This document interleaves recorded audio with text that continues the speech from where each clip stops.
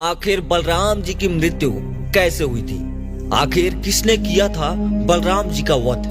तो आइए जानते हैं, लेकिन वीडियो में आगे बढ़ने से पहले हमारे चैनल को सब्सक्राइब अवश्य करें और बेल आइकन अवश्य दबाएं और साथ ही कमेंट बॉक्स में जय श्री कृष्ण अवश्य लिखिएगा।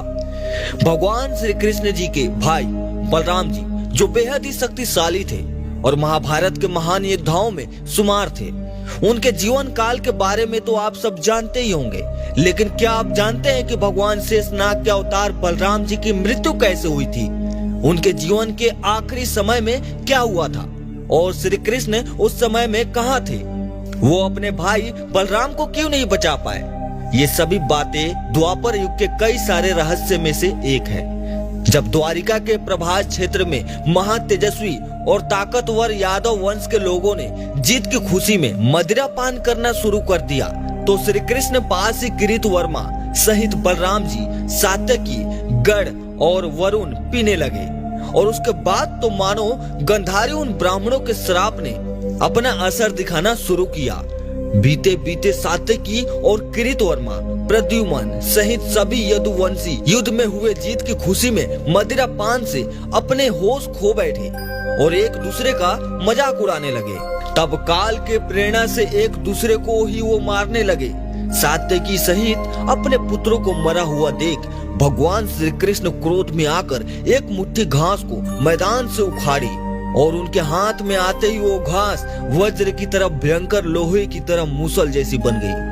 फिर तो जो सामने आया उन सबको भगवान श्री कृष्ण ने उसी से मार गिराया। उस समय काल से प्रेरित हुए अंधा काल, श्रेणी और वृक्षेणी वंश के लोगों ने उस भीषण मार काट में उसी मुसलों द्वारा एक दूसरे को मारना शुरू कर दिया। उनकी एक मामूली घास का तिनका भी मूसल की तरह दिखाई दे रहा था। ये सब ब्राह्मणों का ही वो प्रभाव था जो उन्होंने स्वयं शाम को दिया था। उस मुसल से पिता ने पुत्र और पुत्र ने पिता को मार डाला। वहां मारे जाने वाले किसी योद्धा के मन में वहां से भाग जाने का विचार तक नहीं आया। काल चक्र के इस बदलाव को जानते हुए भी भगवान श्री कृष्ण वहां चुपचाप सब कुछ देखते रहे और मुसल का सहारा लेकर खड़े रहे। लेकिन श्री कृष्ण ने जब अपने बेटे शाम, चारुद्वेष और प्रद्युम्न और अपने पोते अनिरुद्ध को मरा हुआ देखा, तब उनकी क्रोध अग्नि जल उठी। और फिर जब उन्होंने अपने छोटे भाई गात को युद्ध भूमि पर पड़ा हुआ देखा, तो उनकी क्रोध की कोई सीमा ही नहीं रही। वो आग बबूला हो उठी। फिर तो सारंग, धनुष और गदा धारण करने वाले भगवान श्री कृष्ण ने उस समय शेष बचे हुए समस्त यादवों का आहार डाला। वहीं बबलू और दारुक ने उस समय यादव का संहार करते हुए भगवान श्री कृष्ण से कहा, भगवान अब सबका विनाश हो गया है, इनमें से ज्यादातर तो आपके हाथों मारे गए हैं। अब बलराम जी पता लगाइए, अब हम तीनों उधर ही जाएंगे जिधर बलराम जी गए हैं। इसके बाद दारुक प्रभु और भगवान श्री कृष्ण तीनों ही बलराम जी के पैरों के निशान देखते हुए वहां से चल दिए। वहीं थोड़ी देर बाद उन्होंने पराक्रमी बलराम जी को एक वृक्ष के नीचे बैठा हुआ देखा। वो एकांत में बैठकर ध्यान कर रहे थे। उन महान पराक्रमी बलराम जी के पास पहुंचकर भगवान श्री कृष्ण ने तुरंत ही दारुक को आज्ञा दी कि तुम जल्दी से कुरुदेश की राजधानी हस्तिनापुर में जाकर अरुण को इस यादवों के इस महासंग्राम का सारा समाचार सुना दो। ब्राह्मणों के श्राप से यदुवंशियों की मृत्यु का समाचार पाकर अर्जुन शीघ्र ही द्वारिका चले आए। दारुक के चले जाने पर भगवान श्री कृष्ण ने उनके पास खड़े हुए प्रभु से कहा, आप यादव वंश के औरतों की रक्षा के लिए जल्दी से द्वारिका में चले जाइए। कहीं ऐसा न हो कि डाकू धन के लालच में उनकी हत्या कर डाले। भगवान श्री कृष्ण की आज्ञा पाकर प्रभु वहां से द्वारिका की ओर निकल पड़े।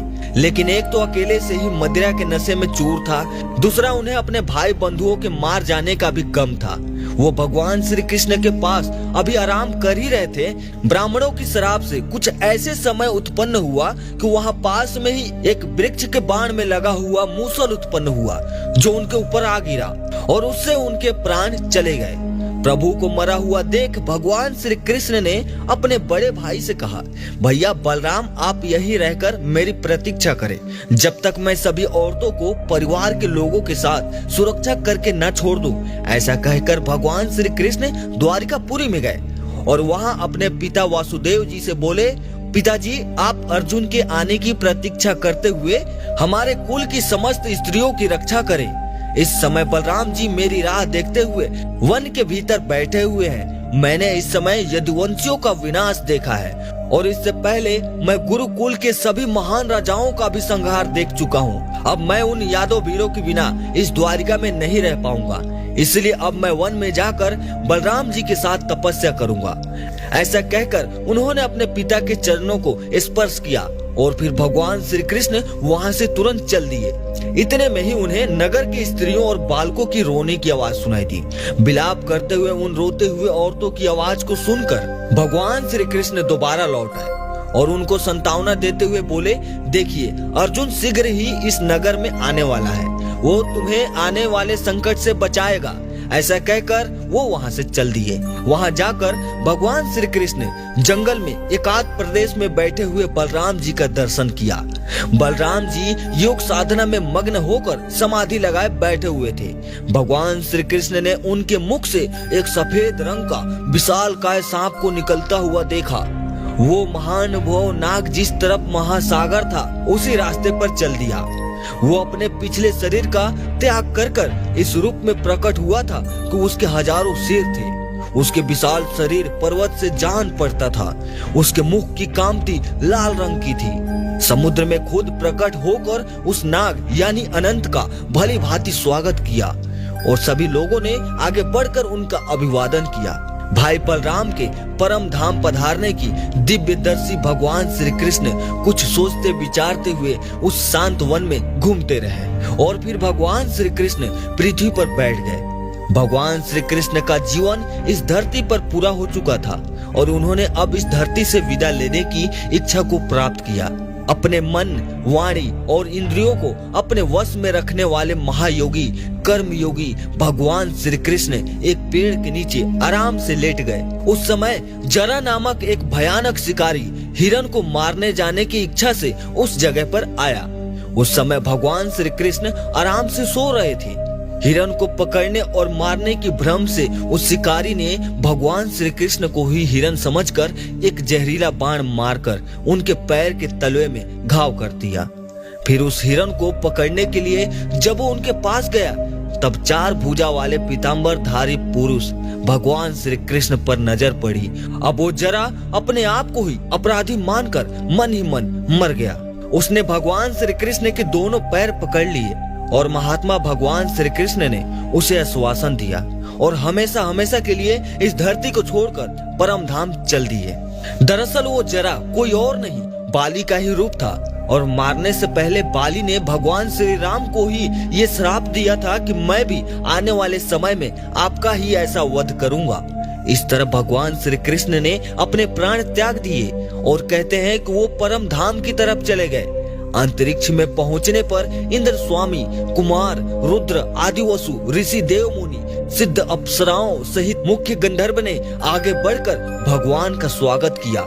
तो अगली बार अगर आपसे कोई पूछे कि आखिर बलराम जी का वध कैसे हुआ था, उनकी मृत्यु कैसे हुई, तब उन्हें आप ये जरूर बताइएगा कि जिस तरफ सांप अपनी छाल छोड़ता है उसी तरफ स्वयं शेषनाग ने भी अपनी एक छाल यानी कि अपना रूप यानी बलराम जी को त्याग दिया और वो भी बैकुंठ धाम की तरफ प्रस्थान कर गए।